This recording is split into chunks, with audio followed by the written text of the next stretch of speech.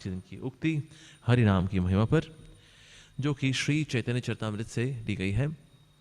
अंत्यलीला अध्याय 20 श्लोक संख्या 14।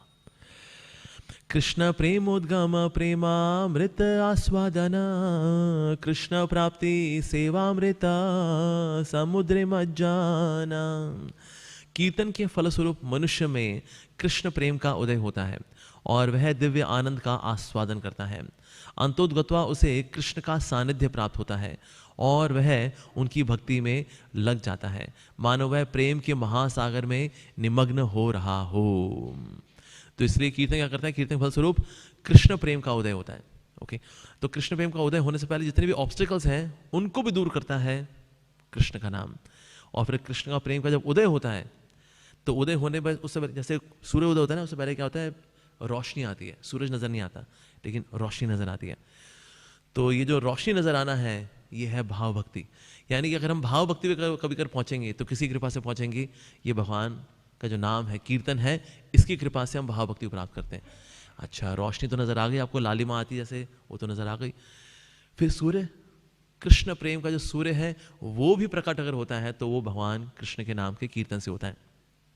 और अंतोद्गत्वा व्यक्ति को कृष्ण का सानिध्य प्राप्त होता है, मतलब व्यक्ति भगवान का दर्शन कर पाता है। अभी हम भगवान के दर्शन नहीं कर पा रहे। क्यों?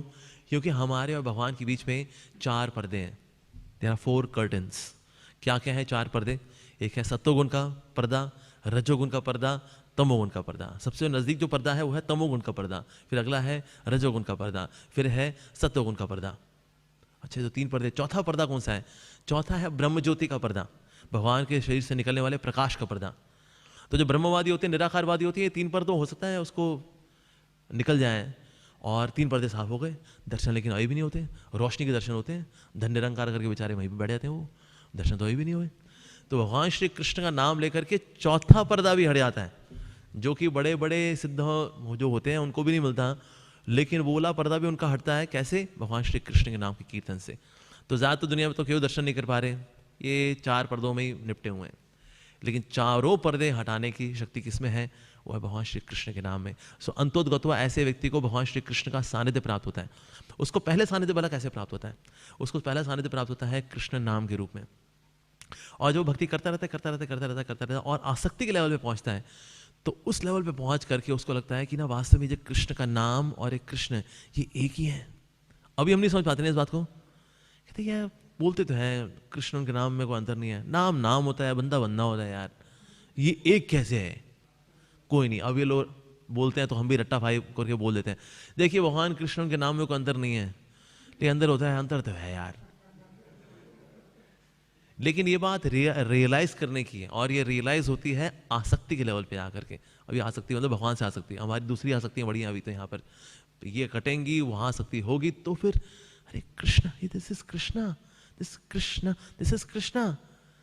ये रियलाइजेशन जो है पक्के तौर पे बता सकती है लेवल पे। तो यानी कृष्ण के दर्शन, तो अगर कृष्ण प्रेम नहीं भी मिला हो तो भी कृष्ण का नाम आपको दर्शन कराने शुरू कर देगा। Yes, and then it becomes more and more vivid, clearer clearer clearer, सारे पर्दे साफ। Krishna, yes, we get to see Krishna face to face by the power of kirtan, नाम संकीर्तन। ओके, श्री प्रभुपाद की जय, हरिनाम प्रभु की जय। हम समस्त वैष्णव भक्त चरण कमलों की वंदना करते हैं, जो वांछा को पूर्ण करने के लिए कल्पवृक्ष समान है, कृपा के समुद्र है, पतितों का उद्धार करने वाले हैं। वांछा कल्पतरुभ्यश्च कृपा सिंधुभ्य एव च पतितानां पावनेभ्यो वैष्णवेभ्यो नमो नमः। अनंत कोटि वैष्णव वृंद की जय। ओके, आज ना पुलकिता का in a way today is a disappearance day. Mathura Yamuna माता जी, आप जानते हैं मुक्तारावत माता जी, उनकी बिटिया in the year 2018 she left her body because of organ failure, but every year Mata ji remembers her and she let the devotees also remember Pulkita and bless her in further journey to lord Shri Krishna.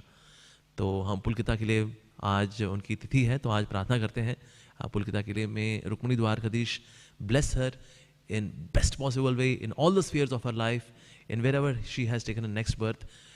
So let's pray for Pulkita by chanting Hare Krishna Krishna Krishna Hare Hare, हरे राम राम राम हरे हरे। हम सब मिलकर के ध्यान पूर्वक हरे कृष्ण महामंत्र का जप करेंगे।